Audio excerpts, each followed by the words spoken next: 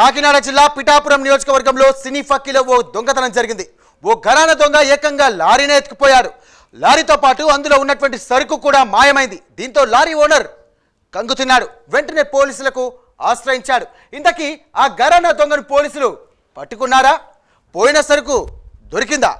పోలీసుల చేతికి దొంగ ఎలా చిక్కాడు? Let's watch this story.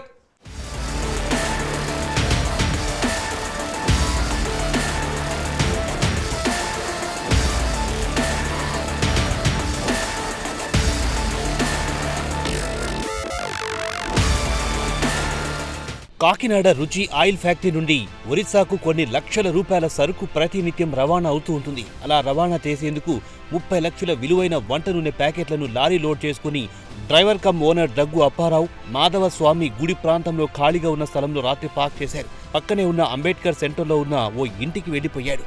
తెల్లవారుజామున తిరిగొచ్చేసరికి లారీ లేకపోవడంతో షాక్ తిన్నాడు. వెంటనే తేరుకుని పోలీసులను ఆశ్రయించాడు.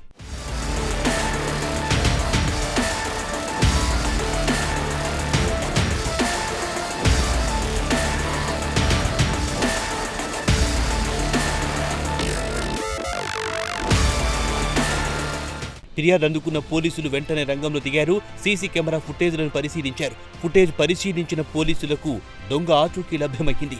లారీని దొంగిలించిన వ్యక్తి గొల్లప్రోలు టోల్ ప్లాజా మీదుగా కత్తిపూడి వైపు వెళ్లినట్లు గుర్తించారు.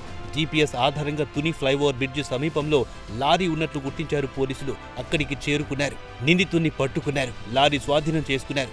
ఇప్పటికే లారీలో కొంత సరుకు మాయమైనట్టు గుర్తించారు. కొన్ని ఆయిల్ ప్యాకెట్లు అన్లోడ్ చేసినట్టు పోలీసులు గుర్తించారు. కేసు నమోదు చేసి దర్యాప్తు చేస్తున్నారు.